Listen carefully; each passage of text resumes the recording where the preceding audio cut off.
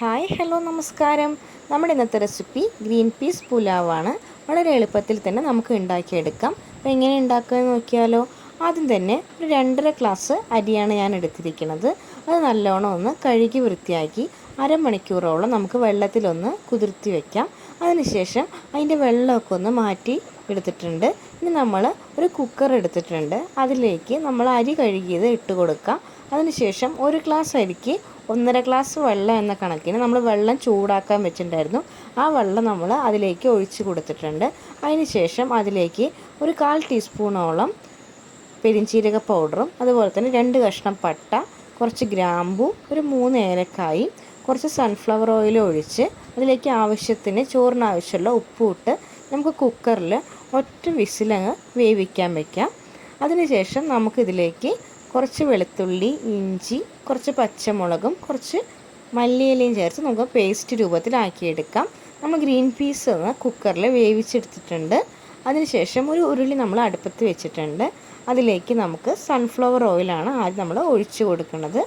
Oil ഒന്ന് ചൂടായി വന്ന ശേഷം നമ്മൾ അതിലേക്ക് പട്ട, ഗ്രാമ്പൂ, ഏലക്കായ അത് കുറച്ച് ഇട്ട് കൊടുത്ത ശേഷം അതൊന്ന് പൊട്ടി വന്ന ശേഷം അതിലേക്ക് കുറച്ച് പച്ചമുളക് കൂടി ഇട്ട് കൊടുത്ത ശേഷം കുറച്ച് സവാള അരിഞ്ഞത് നമ്മൾ ഇട്ട് കൊടുത്തിട്ടുണ്ട്. അതിലേക്ക് ആവശ്യത്തിന് ഉപ്പൊന്ന് ഇട്ട് കൊടുത്തിട്ട് വേഗം ഒന്ന് വഴറ്റി കിട്ടാൻ. അതിനുശേഷം നല്ലോണം ഒന്ന് സവാള വാടി വന്ന ശേഷം അതിലേക്ക് നമ്മുടെ പേസ്റ്റ് കൂടി ചേർത്ത് നല്ലോണം അതിൻ്റെ പച്ചമണം മാറുന്നത് വരെ നല്ലോണം അങ്ങോട്ട് വഴറ്റിയെടുക്കുക.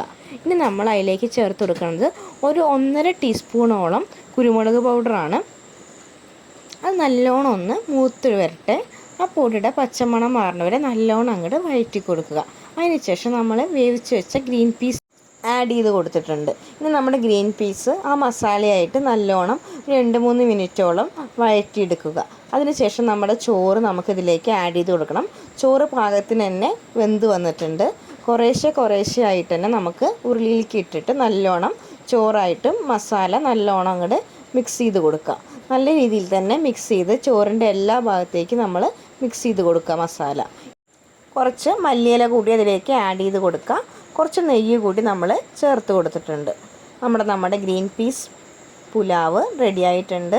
വളരെ എളുപ്പത്തിൽ തന്നെ നമുക്കിത് ഉണ്ടാക്കിയെടുക്കാം. വളരെ ടേസ്റ്റുമാണ്. വീഡിയോ ഇഷ്ടമായെങ്കിൽ ലൈക്ക് ചെയ്യുക, ഷെയർ ചെയ്യുക, സബ്സ്ക്രൈബ് ചെയ്യുക. താങ്ക്